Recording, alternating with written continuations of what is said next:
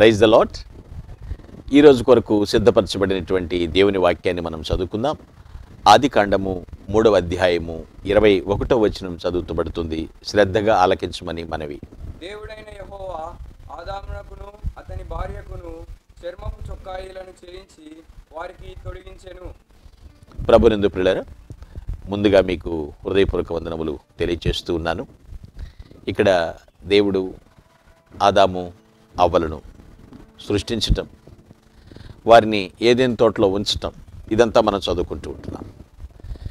మొట్టమొదటి మానవుడిగా ఆడెంలోంచి తీసుకురాబడినటువంటి స్త్రీ ఈవ్, వారిద్దరిని ఈడెన్ గార్డెన్స్లో దేవుడు పెట్టాడు.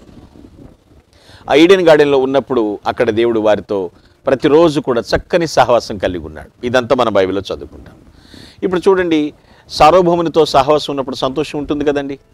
చాలా సంతోషంగా, ఏ కొదువ లేదు వాళ్ళకి, అంత సంతోషంగా ఉన్నారు. అయితే దేవుడు వారి ముందుంచినటువంటి ఏకైక షరతనాలి, కండిషన్ వారికి ఉంచాడు. ఒక కండిషన్ ఇచ్చాడు. ఏంటి కండిషన్ అంటే, మీరు మంచి చెడ్డల తెలివినిచ్చు వృక్ష ఫలములను తినకూడదు. That is condition. తప్పేముంది దాంట్లో? ఇప్పుడు అంత సామరస్యం, అంత సంతోషం, అంత సహవాసం ఉన్నప్పుడు, సమాధానకరంగా ఉన్నప్పుడు ఒక షరతు పాటించడం పెద్ద విషయం ఏముంది? వినాలి కదా, మాట లోబడాలి కదా. ఆ షరతు పెట్టాడు అంతే. మళ్ళీ వెంటనే అన్నాడు, ఆ ఆజ్ఞను కానీ మీరు పాటించకపోతే చనిపోతారు, జాగ్రత్త, ఆజ్ఞను అతిక్రమించదు. చెప్పినా కూడా ప్రియులారా, సాతానుడు వారిని శోధించడానికి ప్రయత్నించాడు.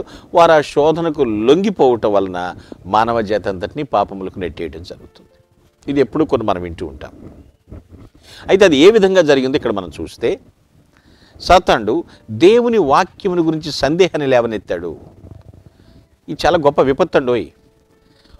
వాక్యంలాగా ఉంటే సాతానుడు ఏం చేస్తాడంటే దాని గురించి ఒక సందేహాన్ని తీసుకొస్తుంటాడు.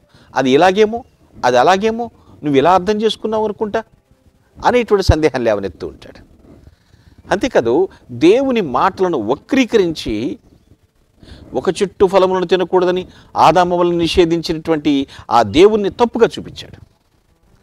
చూడండి, వాక్యమును వక్రీకరిస్తేనే ఇక దేవుడు తప్పు అన్నట్లు చూపించడానికి నెక్స్ట్ రెడీ అన్నమాట. దేవుడు తప్పు అదే చూపించడానికి ప్రయత్నించాడు. నెక్స్ట్ ఏం చేశాడు సాతానుడు?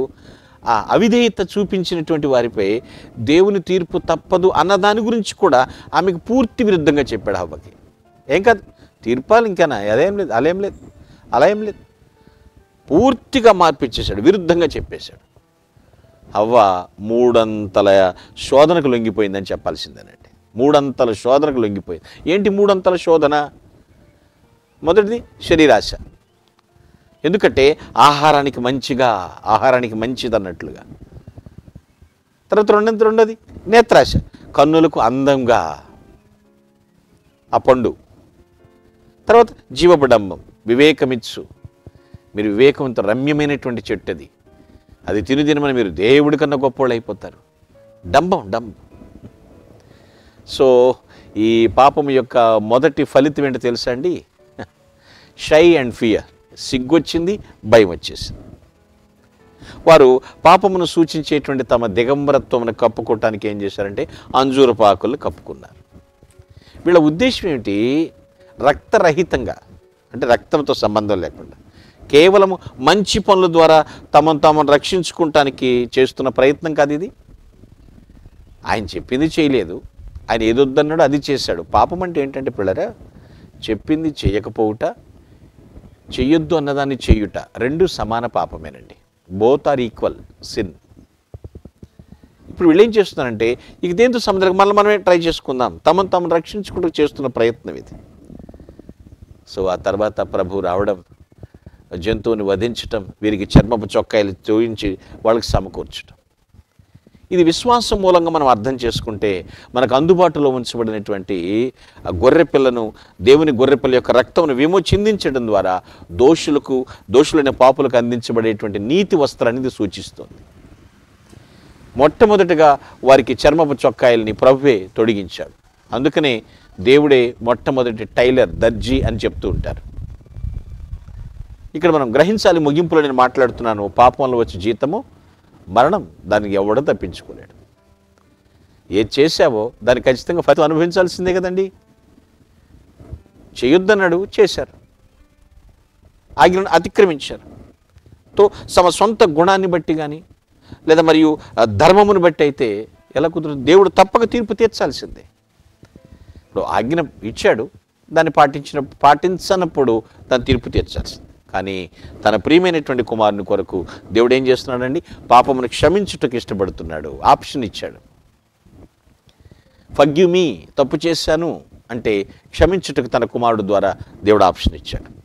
దేవుడు ఇప్పటికీ కూడా అండి, అప్పుడు ఆదాము అవ్వల దగ్గర నుంచి కదా, అప్పటి నుంచి ఎప్పటికీ కూడా ఏంటంటే ఇప్పటికీ కూడా మానవులకు క్షమాపణ మరియు రక్షణ, ఫర్గివ్నెస్ అండ్ సాల్వేషన్ ఏర్పాటు చేసేసాడు. అంత ప్రిపేర్, ప్లాట్ఫామ్ రెడీగా ఉంది, ఏర్పాటు చేశాడు. ఇదే సిలువను గురించి మొదటి ప్రత్యక్షత. చర్మపు చొక్కాయలు తొలగించటం, వారిని క్షమించటం, వారికి రక్షణ ప్రసాదించటం ఎంత గొప్ప సంగతి ప్రియులారా, ఆలోచించండి. ఈ ప్రక్రియను బట్టి మనం ఎంతగా ప్రభుని స్తుతించాలి.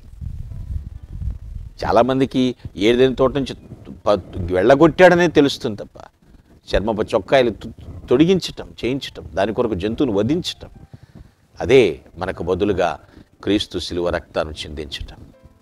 వాస్తవాన్ని తెలుసుకుని మనము వెలుగులో నడుద్దాం. దేవుడిచ్చినటువంటి ఆ రక్షణ వస్త్రమును కాపాడుకుందాం. తీర్పు దినాన్న తల ఎత్తుకుని దేవుని ముందు నిలబడదుముగాక. ఆమేన్. Please all of close your eyes. I will pray for you. ప్రేమ కలిగిన తండ్రి, నీకు వందనములు నాయన. మా సొంత ప్రయత్నాల ద్వారా మేము రక్షణ పొందలేము. దుష్టుడెప్పుడు కూడా వాక్యమును వక్రీకరించి దేవా నిన్ను కూడా తప్పుగా చూపించే ప్రయత్నం చేస్తూ ఉంటాడు. ఏదేమైనప్పటికీ మీరు మాలో ఉంచిన సత్యమును బట్టి వారిని జయిస్తాం ప్రభువా. మాకు కూడా నీతి వస్త్రాలు ఇచ్చారు, రక్షణ వస్త్రాలు ఇచ్చారు, స్తుతి వస్త్రములు ఇచ్చారు ప్రభు. వీటి మేము ఏ మరకలు అంటుకోండా ప్రభువా, పరిశుద్ధంగా రేపు ధవళ సింహాసనం తీర్పు ఎదురు ధైర్యంగా నిలబడే కృప దయచేయమని ప్రభుని క్రీస్తునామను ప్రార్థించి స్తుతిస్తున్నాం పరమ తండ్రి. ఆమేన్. Glory to God. Thank you అనండి.